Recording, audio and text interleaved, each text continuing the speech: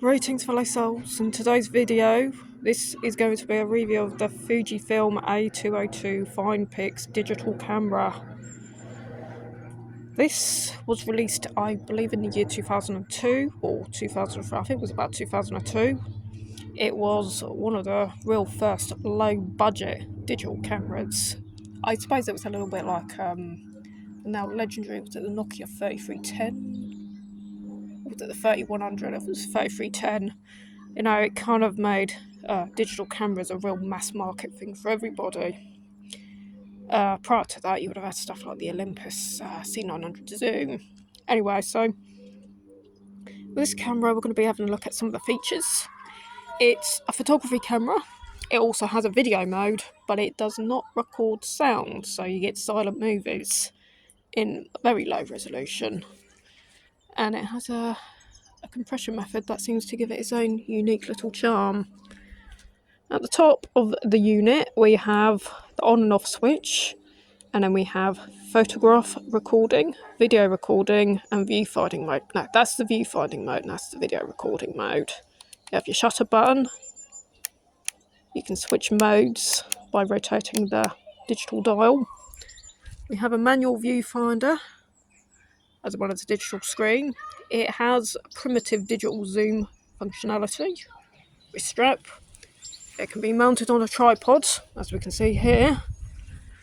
Over on this side, we have a USB port, as well as a 3V DC input.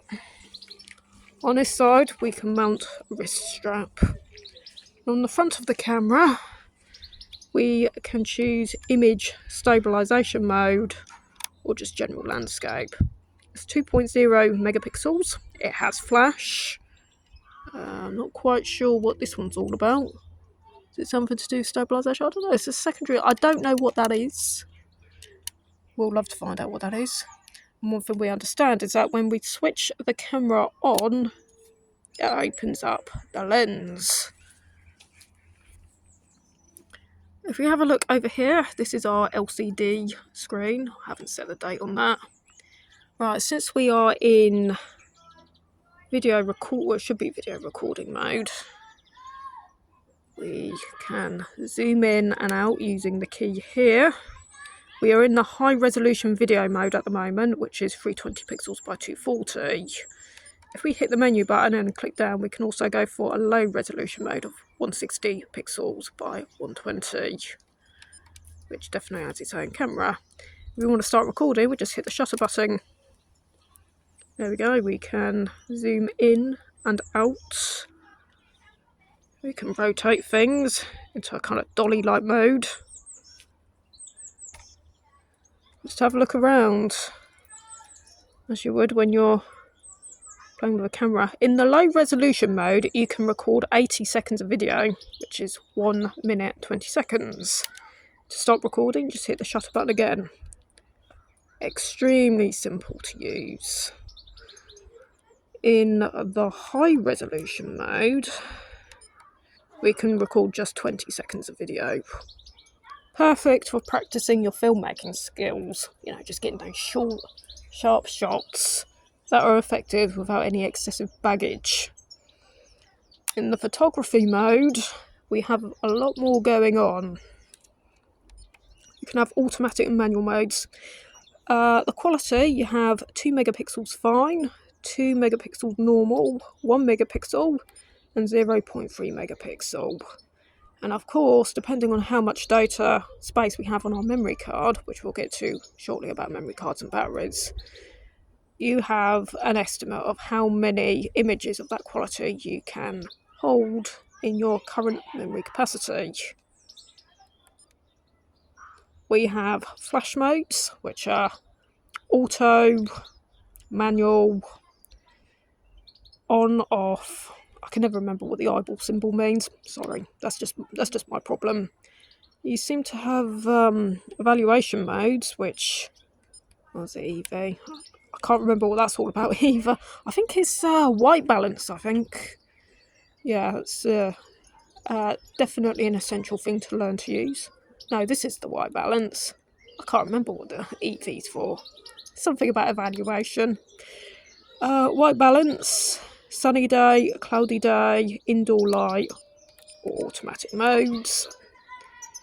You can adjust the LCD brightness, which is essential if you want to conserve battery, or if you need to crank it up on those really sunny days, you can't see what you're doing.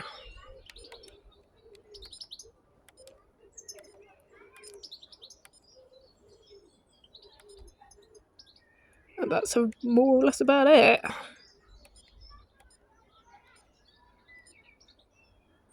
If you put it into auto mode,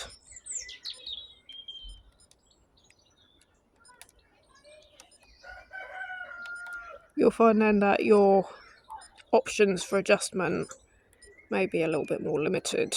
Anyway, going back, in photography mode, again, it's just point and shoot.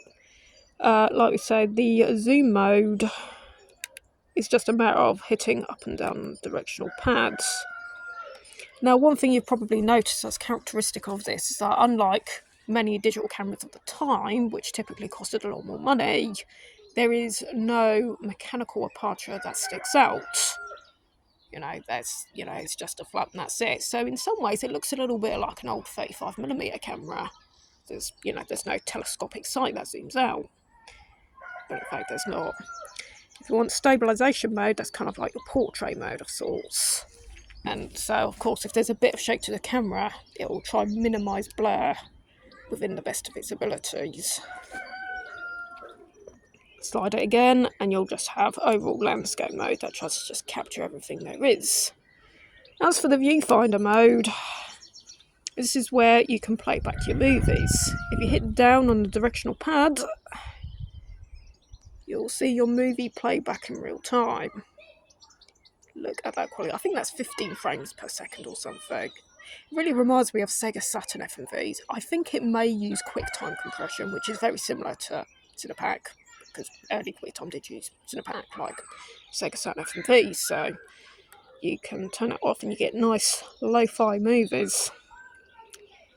You can just press it up and that will stop the playback overall.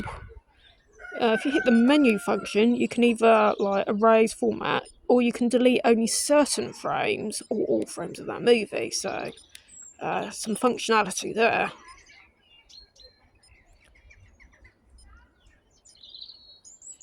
As we can say, is some photographs. We can look at this photograph and get a estimate of the quality.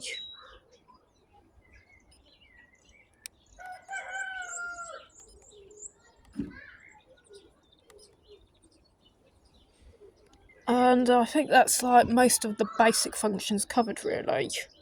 As we say, when you're viewfinding for movies, you can just hit the display button and that will take off any instructionals. You can also use a menu-like viewfinder mode, which is also very useful. Just hit OK to have a look at that. No, we don't want to erase that. But again, you can also viewfind, and if you hit the display button at this point, you can also pan around your image.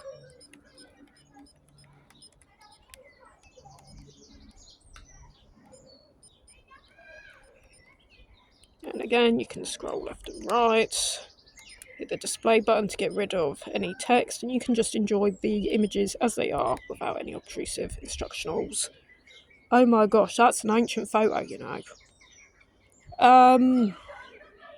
Could be about 8 years old. I forgot that was even on here. I used to play with this camera a fair bit. I never used it as much as my Canon A620 because the high quality image. I didn't have a smartphone back then. No, I didn't have a smartphone when I started this channel. I had the A620. I had a Pentium 4 strapped up to Wi-Fi to the router, and it was slow as hell. That was what I used to start the account. Was it Pentium 4? Was it a Dell Optiplex 775? I don't know, but it was junk computers found in the back of the alley, and I got it working. And yeah, hard times. I was skint. That was it. Life story over with. Let's get on to less embarrassing things. and have a look at some of the great photography of the time. Come on. What am I doing here? So I'm just having post-traumatic stress disorder here. Display. Oh yes, look at those lovely flowers. They're wallflowers. And I'll tell you what, they smell absolutely divine. They smell like candy. They're the sweetest smelling flowers I think we've ever grown. Absolutely awesome. Just look at those low res pixels. Compressed to the most unforgivable of levels. And there you go, you got one hell of a cool camera. And here's the bottom side of the camera. Right, if we simply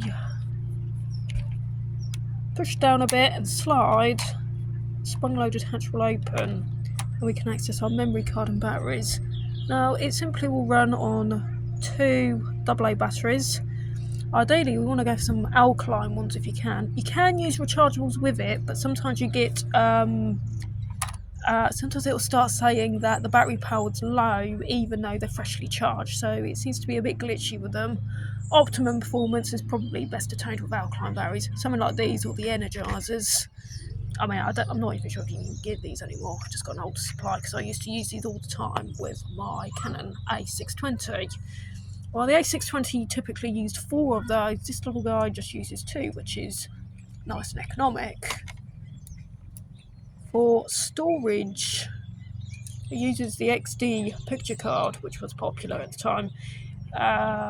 Along with smart media, these were typically the main memory mediums that were used in most digital cameras of the very early 2000s up until about 2004.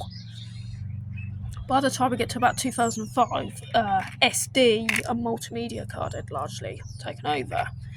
Now the thing with XD picture cards is that typically you can still get them online relatively cheap and easy.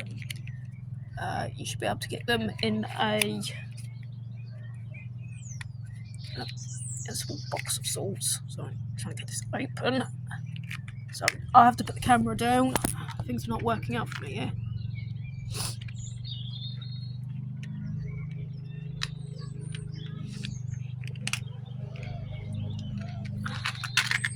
So I'm just dropping things as well. It's getting windy. My fingers are freezing up. And we're having a lot of fun, so don't give up just yet. Now, these XD picture cards, you can get them in a whole host of different sizes. Okay, so that's quite a cool thing to bear in mind.